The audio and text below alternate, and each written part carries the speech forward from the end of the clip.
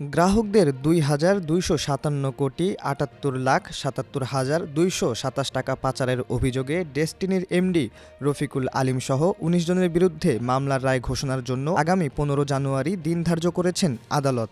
বৃহস্পতিবার ২৮ নভেম্বর ঢাকার বিশেষ জজ আদালত ৪-এর বিচারক মোহাম্মদ রবিউল আলমের আদালতে মামলার রায় ঘোষণার জন্য দিন ধার্য করা ছিল।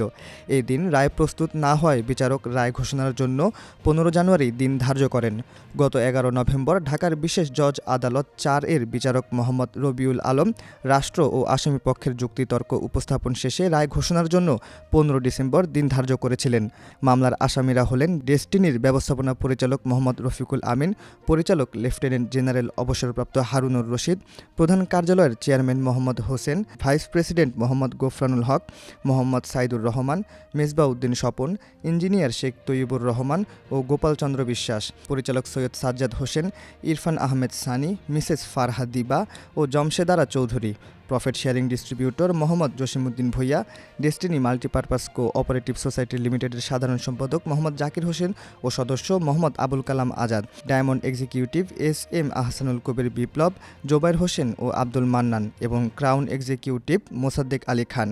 টাকা আত্মসাৎ ও পাচারের অভিযোগে ২০১২ সালের ৩১ জানুয়ারি ডেসটিনির ব্যবস্থাপনা পরিচালক মোহাম্মদ রফিকুল আমিন সহ ১২ জনের বিরুদ্ধে ঢাকার কলাবাগান থানায় মামলা করেন দুদকের উপপরিচালক মোহাম্মদ মোজাহার আলী সরকার।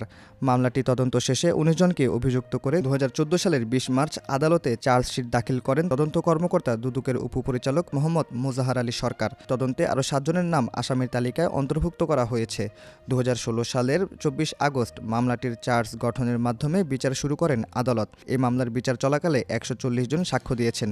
মামলার এজাহারে বলা হয়েছে, Destiny multipurpose co operative society লিমিটেডের মামলায় আসামিরা নিজেরা লাভবান হওয়ার জন্য ২০০৯ সালের জানুয়ারি থেকে ২০১২ সালের জুন পর্যন্ত ৮.৫ লাখেরও বেশি বিনিয়োগকারীর সঙ্গে প্রতারণা করেছেন। এ সময় ঋণ প্রদান, অলাভজনক প্রতিষ্ঠানের বিনিয়োগ, নতুন প্রতিষ্ঠান খোলার নামে বিনিয়োগকারীদের কাছ থেকে হাজার হাজার কোটি টাকা সংগ্রহ করা হয়েছে, যা পরবর্তী সময়ে আসামিরা লভ্যাংশ, সম্মানী ও বেতন ভাতার নামে সরিয়ে নিয়েছেন।